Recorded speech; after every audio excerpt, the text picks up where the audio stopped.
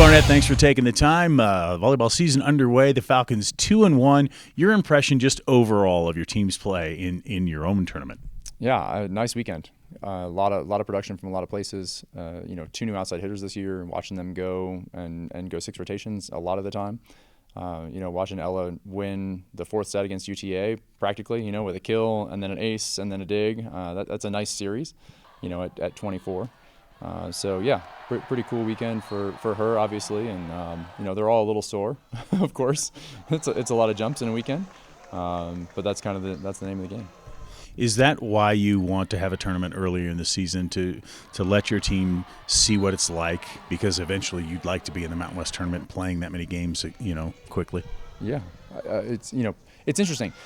Preseason and postseason are completely different formats than regular season, and that's okay because it's a good fitness mark too for us. As how much work did you put in over the summer? Are you ready to go? And we know it shows up immediately who put in the work over the summer and who's ready to go when balls drop in August.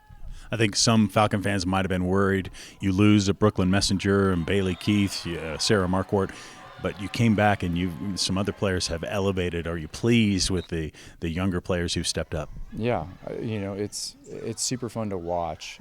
Ashley, who played some last year, do the things that she's doing this year. And Ella, who was a 3 rotation opposite, be a 6 rotation outside. Bailey Keith made that same growth pattern. It's neat to watch as people move into the spot and then own the spot. For sure. What things concern you most after seeing this?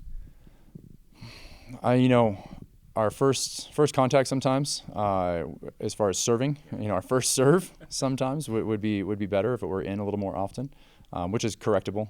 It's the one skill that we can do on our own, so we will improve that. And then after that, it's just fine tuning a couple things. And if there's nothing to work on, it's no fun in August. That's for sure. As I watched your team play these 3 games, I saw lots of growth and lots of players stepping up.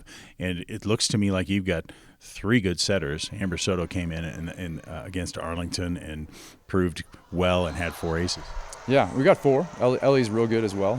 It's fun to watch in practice as we go back and forth and strength in numbers. And I think that's one of the things that we have this year is we've got a lot of kids that can do the job. And so I'm excited to see as we go through, this preseason and the season, we always need more than we think. The academy is a tough place in terms of usage rate. So I'm excited to see, what we become as this season progresses.